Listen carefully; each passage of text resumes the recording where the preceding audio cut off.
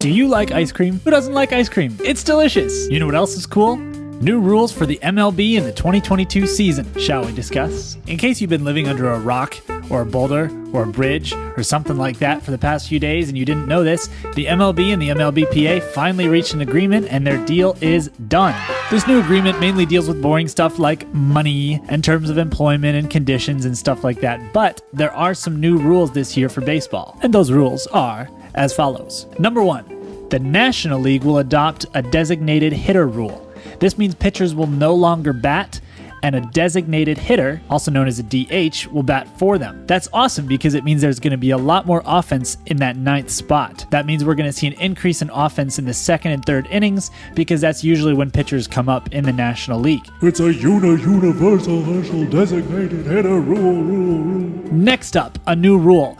Unlike the past 2 years, if the games go into extra innings, they will not, I repeat, they will not have a man on second base. The past 2 seasons, there was an automatic runner at second base at the beginning of every extra inning, but they erased that, so we're back to pretty much the normal rules. The last juicy rule for this year is that there's going to be a 12-team playoff format. For the past 10 years or so, we've had a 10-team playoff format. Now it's going to be 12 teams. That's a dozen teams. It's like a dozen donuts, only better. What could be better than a dozen donuts? A dozen baseball teams in the playoffs. That's pretty awesome. And if you want to learn more about how that's going to work, check out my video coming out tomorrow. It's going to explain everything you need to know about eating a dozen donuts. It's going to explain everything you need to know about the new playoff format starting this year in 2022 that includes 12 teams. In 2023, there's going to be a couple new rules as well. Number 1, we're going to get bigger bases. Bigger bases mean more stealing attempts. More stealing attempts mean more steals. More steals mean more action. More action means better baseball. Bigger bases, better baseball, Papa John's. We're also going to see rules in 2023 that mitigate the defensive shift.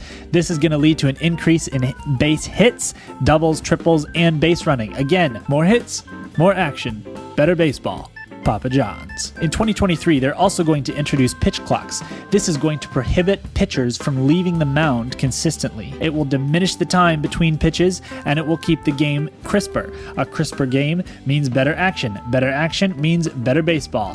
Papa John's. And last but not least, we're going to see the implementation of automatic ball and strike callers. This is pretty controversial. Some people really like this due to the amount of missed calls by umpires. However, there's a lot of people that feel it diminishes the role of umpires in the game and therefore waters down the authenticity of the sport we all love, that is baseball. A base, a ball of bases, a base of balls.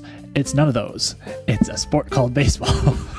You know what it is. It's prediction time. We're going to see a lot more focus this year in the National League on forming, developing, and utilizing those designated hitters. We're also going to see an increase in offense during the 2nd and 3rd innings because that's usually when the pitcher's slot comes up.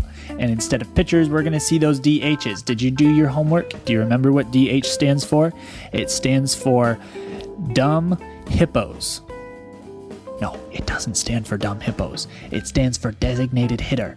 Now you know. And don't forget next time, please. And thank you. It's lesson time. The lesson today is be awesome, just like baseball. Baseball is awesome, and you're awesome. So stay awesome. You got it. Be awesome like baseball. And I'm out.